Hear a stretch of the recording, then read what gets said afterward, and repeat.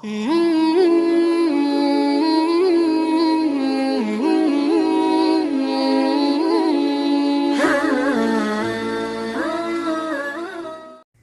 اللہ الرحمن الرحیم۔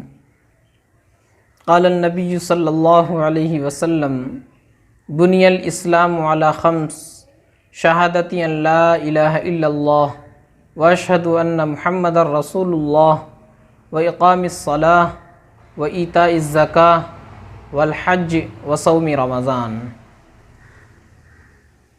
او کما قال علیہ الصلاۃ والسلام۔ میرے محترم بزرگوں اور عزیز ساتھیوں، میں نے ابھی آپ حضرات کے سامنے نبی پاک صلی اللہ علیہ وسلم کی ایک حدیث پڑھی۔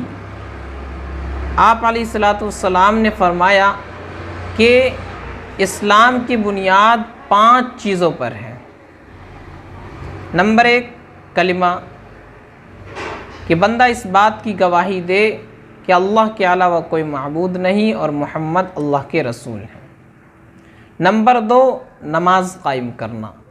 نمبر 3، زکوٰۃ ادا کرنا۔ نمبر 4، حج کرنا۔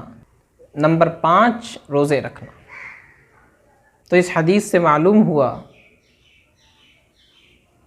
کہ زکوٰۃ بھی اسلام کا ایک اہم رکن ہے۔ جس طرح نماز ایک اہم رکن ہے، اسی طریقے سے زکوٰۃ بھی اسلام کا ایک اہم رکن ہے۔ نماز کا انکار کرنے والا کافر ہو جاتا ہے، زکوٰۃ کا بھی اگر کوئی شخص انکار کر دے تو وہ کافر ہو جائے گا۔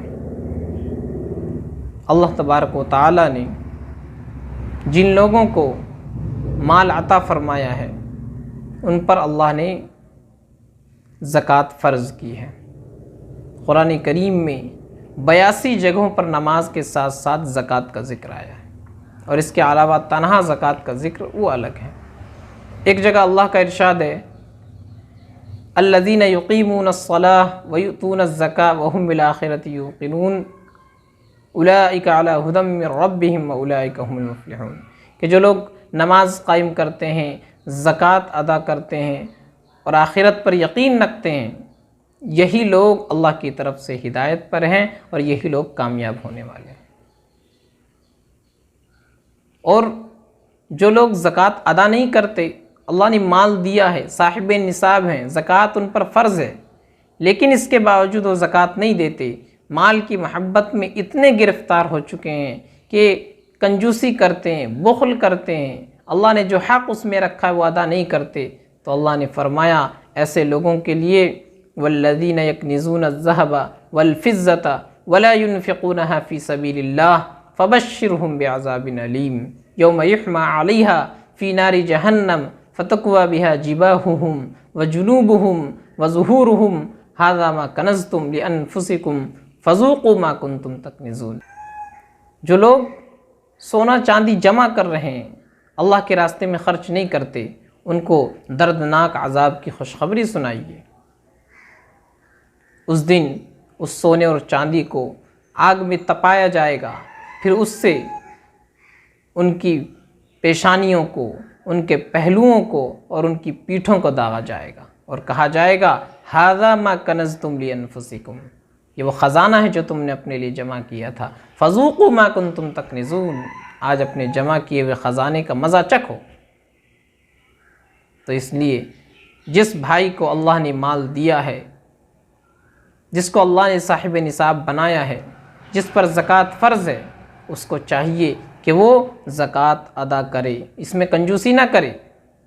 اللہ فرماتے ہیں وَلَا يَحْسَبَنَّ الَّذِينَ يَبْخَلُونَ بِمَا آتَاهُمُ اللَّهُ مِنْ فَضْلِهِ هُوَ خَيْرًا لَهُمْ بَلْ هُوَ شَرٌّ لَهُمْ سَيُطَوَّقُونَ مَا بَخِلُوا بِهِ يَوْمَ الْقِيَامَةِ، کہ جو لوگ اللہ کے دیے ہوئے رزق میں، مال میں کنجوسی کرتے ہیں، بخل کرتے ہیں، وہ یہ نہ سمجھے کہ یہ بخل ان کے لیے بہتر ہے، بلکہ یہ ان کے لیے بہت ہی برا ہے۔ اس کی وجہ سے ان کے گلے میں طوق ڈالا جائے گا۔ وہ طوق کیسا ہوگا، کس چیز کا ہوگا، اس کی تفصیل حدیث میں آئی۔ نبی علیہ الصلوۃ والسلام نے فرمایا کہ اس کے مال کو ایک گنجا زہریلا سانپ بنا دیا جائے گا، جو اس کے گلے میں طوق کی طرح لپٹ جائے گا، اس کو ڈسے گا اور کہے گا میں تیرا خزانہ ہوں، میں تیرا مال ہوں۔ تو میرے عزیزو، جن لوگوں پر اللہ نے زکوٰۃ فرض کی ہے ان کو چاہیے کہ وہ پابندی کے ساتھ زکوٰۃ نکالے، جو مستحقین ہیں ان تک زکوٰۃ پہنچائے اور اللہ کی طرف سے ہدایت کے، رحمت کے مستحق بن جائیں، اور کنجوسی نہ کرے، بخل نہ کرے، کیونکہ یہ کنجوسی اور بخل عذاب کا سبب ہوگا۔ اس لیے ہمیں اور آپ کو چاہیے کہ اللہ نے ہمیں دیا ہے تو اللہ کا شکر ادا کرے، اور اس مال میں جو اللہ نے حق رکھا ہے اس کو نکالے۔ اللہ ہم سب کو عمل کی توفیق عطا فرمائے۔ وآخر دعوانا ان الحمد للہ رب العالمین۔